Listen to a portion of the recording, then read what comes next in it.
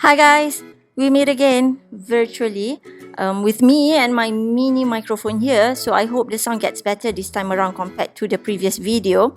So in the previous lesson, we already looked into the brief idea about risk. Risk is any uncertain event that might affect your project because there are no guarantee on any project. Even your life is not guaranteed. That's why you need to take insurance.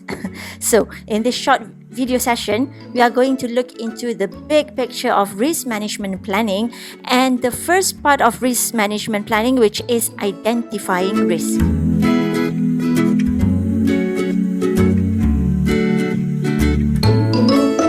No matter how well you plan, you will always encounter some kind of unexpected problem.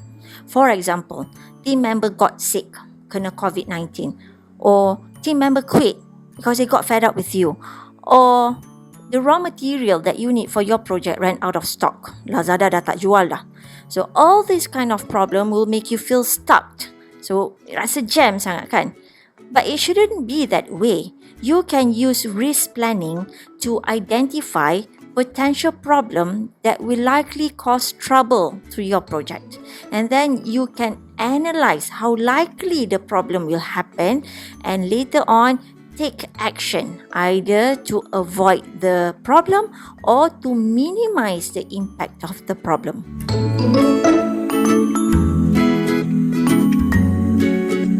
Let's just say your project requires you to stand on the edge of a cliff. Then there's a risk that you could fall, especially if it's windy or if the ground is uneven and slippery. So there are 4 basic ways to handle a risk. Number 1, you can avoid the risk by just walking away from the cliff. But that may not be the option on this project. The second option is for you to mitigate the risk. It means taking some sort of action that will result to as little damage to your project as possible. Okay. Number 3 is to transfer the risk. Transfer the risk to other people in a sense that you pay somebody else to accept it for you. So it's unfair to that other person. Transferring the risk is a common example for people in buying insurance. And the final way is for you to just accept the risk. When you can't avoid, you can't mitigate or you can't transfer a risk, then you just have to accept it. Dalam arti kata lain, kamu kena redha dengan segala yang berlaku.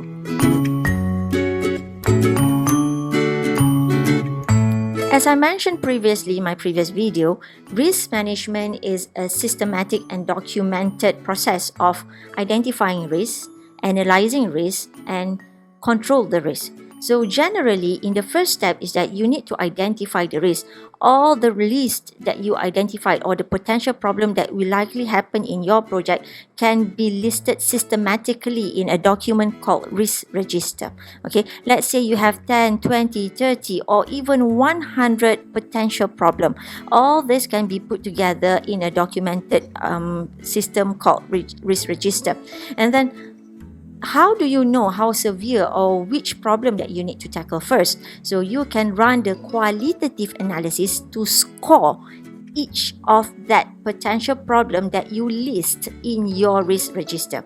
When you give the score to your risk, you can identify whether that risk is a low risk kind of problem or is it a medium risk kind of problem or whether it is a very critical risk. So when we have identified the most critical risk, we can run the quantitative analysis.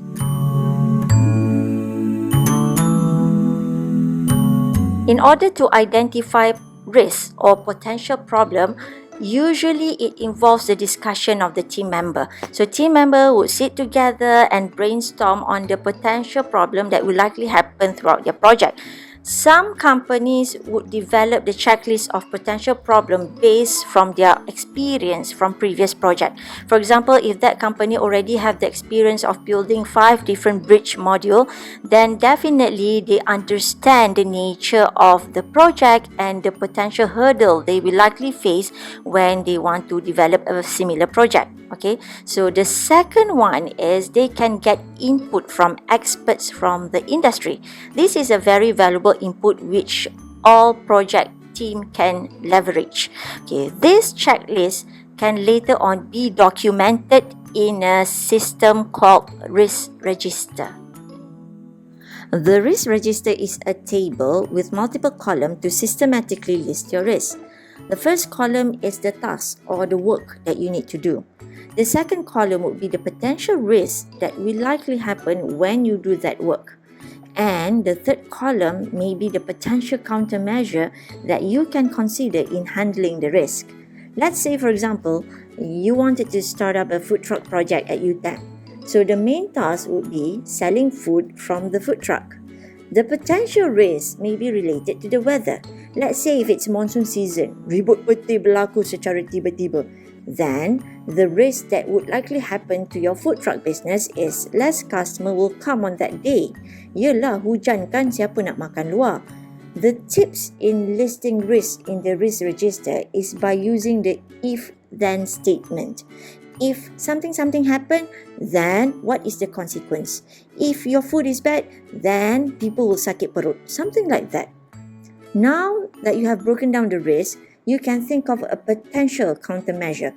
For example, you can check the weather forecast on daily basis. If you know it's raining, then you don't need to spend so much on opening the food truck sales that day. You can keep adding on the list of your risk register.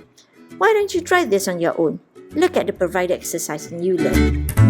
Okay guys, that's all for now. I hope you enjoyed this session. My kids are already banging the door. It's chaos out there. So in the next session, we will look into how we can qualitatively analyze all the potential problem that you listed in the risk register earlier. Okay, that's all for now. Bye bye. See you later, alligator.